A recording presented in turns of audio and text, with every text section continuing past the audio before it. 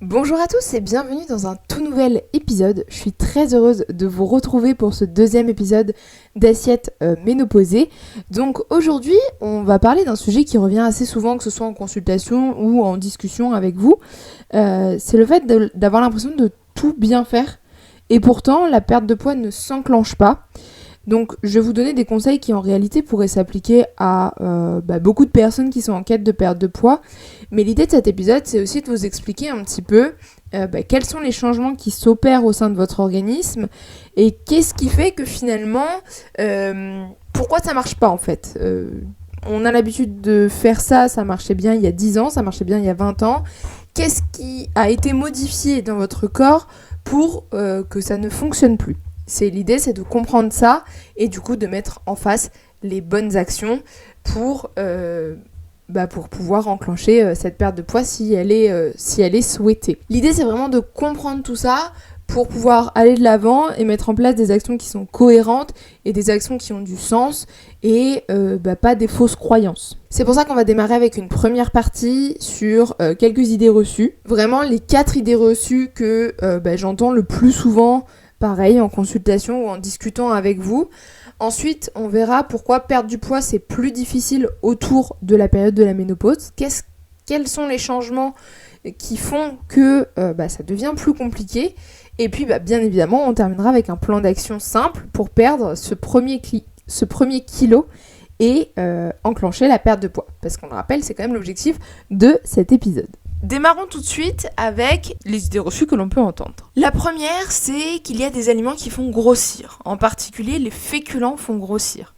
La réponse est non, les féculents ne font pas grossir. Il n'y a pas d'aliments qui font grossir. Ça dépend vraiment, c'est comme votre compte en banque. C'est vraiment une histoire de compte entre ce qui rentre et ce qui sort, et c'est tout. Il n'y a pas de tel aliment fait grossir, tel aliment fait maigrir, je vais arrêter le pain parce que le pain fait grossir, je vais arrêter les pâtes parce que les pâtes font grossir. Non. Ce qui va vous faire maigrir, c'est d'avoir une dépense énergétique qui est plus élevée que vos apports énergétiques. C'est pour ça que je vous disais, c'est comme le compte en banque. Si vous gagnez beaucoup d'argent et que vous en dépensez très peu, petit à petit, vous allez avoir de plus en plus d'argent sur votre compte en banque. Bon, sauf que la perte de poids, c'est l'inverse. Petit à petit, l'objectif, c'est de faire diminuer le poids. C'est pas le moins de poids possible, c'est pas ça l'objectif, mais en tout cas, c'est de faire diminuer le poids. Donc non, les féculents ne font pas grossir, ça va plutôt être de bien choisir ses aliments. Et ce qui peut par contre bloquer une perte de poids, c'est d'avoir des apports énergétiques trop faibles. Parce qu'en fait, si vous n'avez pas assez d'énergie, le corps ne peut pas se permettre de libérer de l'énergie et de perdre, entre guillemets, de l'énergie. Une autre fausse croyance qu'on entend assez régulièrement et qui me hérisse un peu le poil, c'est le fait d'être accro au sucre. L'addiction à tel ou tel aliment. L'addiction, aujourd'hui, c'est défini. Ça correspond à une définition bien précise et on ne peut pas parler d'addiction comme ça sur certaines substances ou quoi. Donc le sucre, on ne peut pas, physiologiquement, scientifiquement, tout ce que vous voulez, on ne peut pas être addict. Alors quand j'entends « oui mais ça active le même circuit », peut-être, mais ce n'est pas une addiction. L'addiction c'est très défini et on n'est pas addict au sucre. On est addict à certaines substances qui font comme la drogue, l'alcool, etc. Le sucre, on peut avoir du mal à s'en passer. En attendant, n'oublions pas que notre organisme, son premier carburant, c'est les glucides, que notre cerveau consomme 120 grammes de glucides par jour, à lui tout seul. Donc oui, votre corps, il est en demande de glucides. Mais ça, c'est normal. C'est le fonctionnement normal de l'organisme. Ce n'est pas de l'addiction. Donc voilà, le vocabulaire a aussi son importance. La troisième idée reçue qu'on entend aussi très souvent, c'est qu'il faut manger léger le soir. Le soir, je mange juste une soupe ou je mange juste une soupe et un yaourt. De toute façon, je vais dormir derrière, donc inutile de faire un vrai repas. Faux, absolument faux. Le corps métabolise de la même manière, qu'il soit 10h, 22h, minuit, 3h du mat. Le corps, il métabolise de la même manière. Donc, il est important d'avoir des apports énergétiques qui soient suffisants et cohérents, y compris le soir. Admettons que vous avez fait une séance de sport en fin de journée, il vous faut un repas qui vous serve de récup, donc source de protéines et de glucides. Donc, il vous faut un repas consistant pour le soir. Et donc non, il faut pas manger léger le soir. Le seul truc qui peut vous faire alléger votre repas du soir, c'est éventuellement si ça vous permet de mieux dormir. C'est des choses qui peuvent arriver, de mieux dormir quand on a un petit peu moins mangé, mais pas juste une soupe. On a juste un petit peu moins mangé. Et vous allez le voir en plus, l'apport en protéines à cette période-là de la vie, de la ménopause, est très important. Donc attention à ne pas supprimer trop de catégories d'aliments sur les repas du soir. Et enfin, la dernière idée reçue qui me hérisse grandement le poil, c'est une détox pourrait m'aider, ou une détox va m'aider, une détox va faire du bien, je vais détoxifier mon foie. Non. Le foie, c'est un organe qui a la capacité de se détoxifier seul. Il fait ça tout seul. Il n'a pas besoin d'un jeûne, il n'a pas besoin d'une cure détox ou je sais pas quoi. Le corps, il sait faire tout seul. Le foie, il sait gérer l'élimination des déchets, il maîtrise tout ça. Il n'a pas besoin que vous mettiez en place un truc hyper drastique pour soi-disant détoxifier quoi que ce soit. Vous n'allez pas détoxifier votre corps, même si vous faites un jeûne, même si vous faites quoi. Vous allez vous sentir plus léger, ce qui est logique puisque vous n'apportez plus d'énergie à votre organisme. Mais c'est tout. Vous n'allez pas, au niveau du foie, faire une détox, éliminer des déchets ou quoi. Le corps élimine vraiment tout seul, sans qu'on mette en place quoi que ce soit. Voyons donc maintenant dans cette deuxième partie pourquoi perdre du poids est plus difficile autour de la période de la ménopause. Vous vous en doutez et on vous le rabâche suffisamment souvent pour savoir que y a un facteur hormonal. Ok, facteur hormonal, très bien, mais qu'est-ce que ça veut dire plus concrètement ? Qu'est-ce qui fait que dans mes hormones, y a un truc qui fait que, pouf, j'ai plus de difficultés à perdre du poids. Qu'est-ce qui se passe ?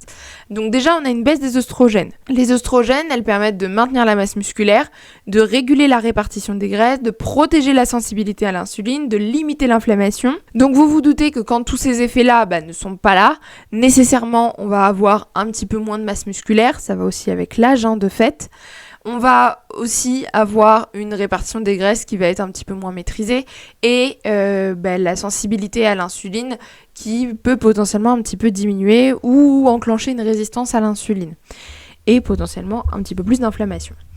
Donc tout ça mis bout à bout fait qu'on va avoir une masse musculaire plus faible. Je le rappelle, la masse musculaire permet de dépenser de l'énergie au repos.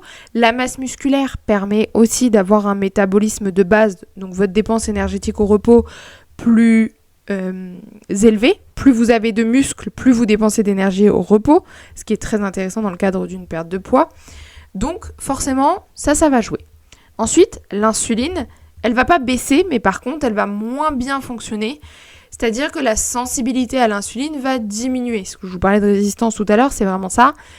C'est que potentiellement le sucre, il est un petit peu moins bien utilisé par les cellules, donc il va un peu moins bien rentrer, il va un peu plus circuler, donc potentiellement être un peu plus stocké. Comment on stocke le sucre ? On le stocke sous forme de gras.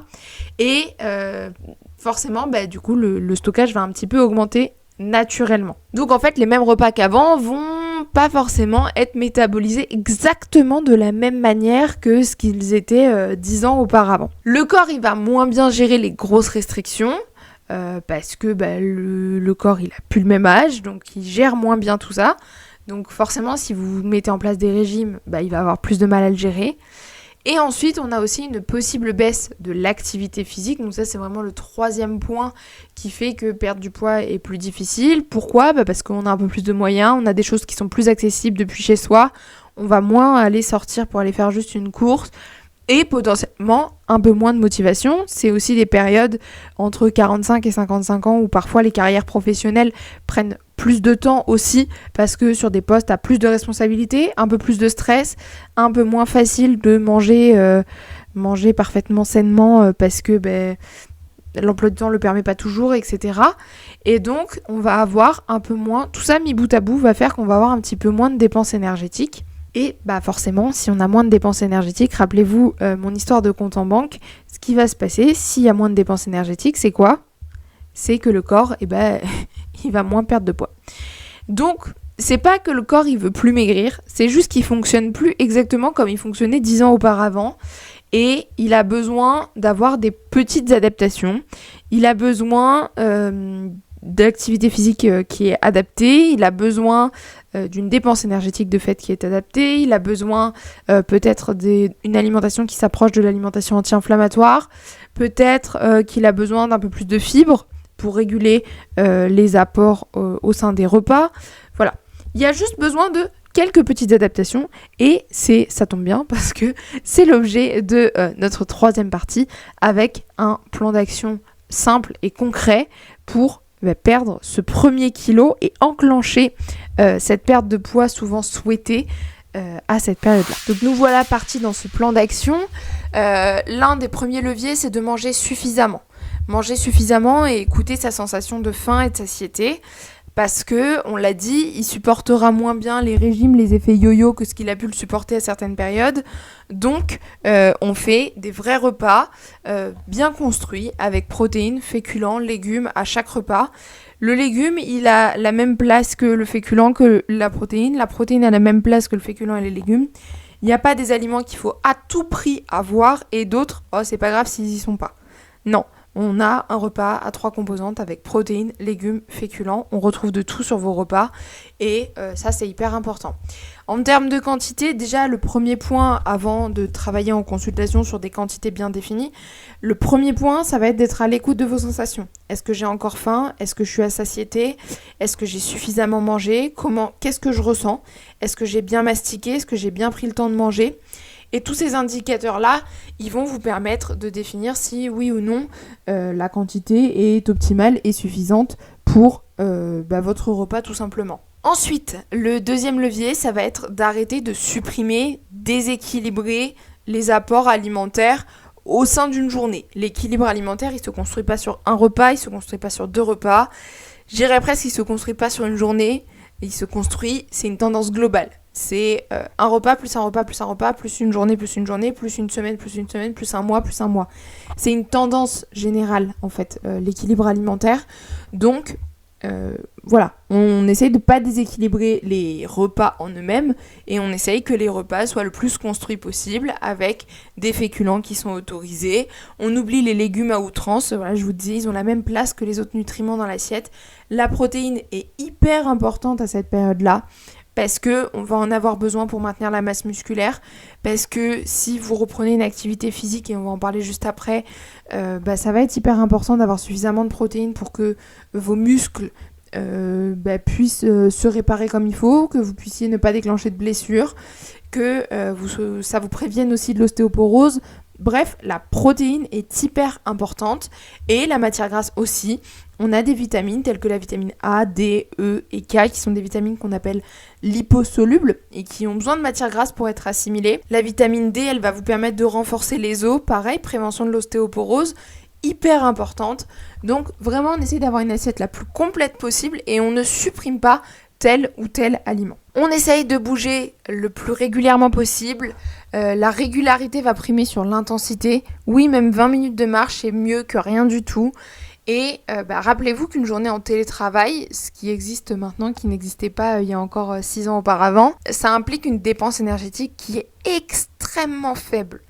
Donc vraiment, pensez à, même si vous courez en fait 40 minutes sur une journée en télétravail, votre dépense énergétique reste très basse.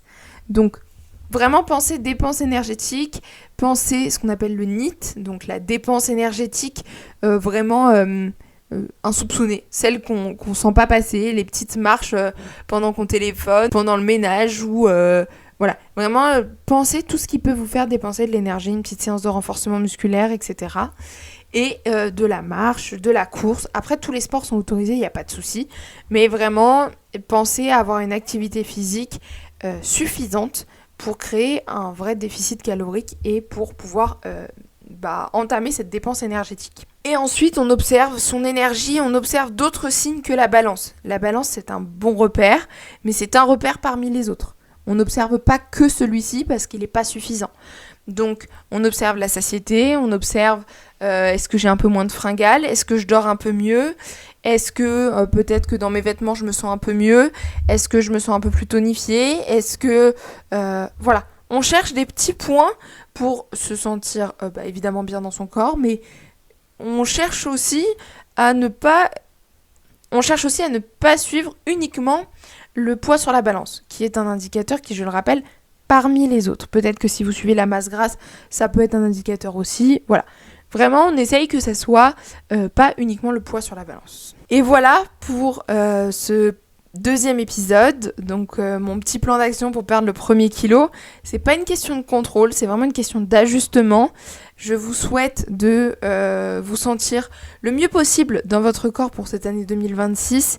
Vraiment, sentez-vous le mieux possible et vous allez voir que petit à petit, les choses mises en place les unes après les autres, vous avez la possibilité d'enclencher cette perte de poids et vous avez vraiment la possibilité de vous sentir bien. Et après, en consultation, on peut bien évidemment aller plus loin que juste un épisode de podcast qui va durer une petite vingtaine de minutes. On peut bien évidemment aller beaucoup plus loin que ça et c'est avec grand plaisir d'ailleurs que j'échange avec vous sur Facebook, Instagram ou en consultation.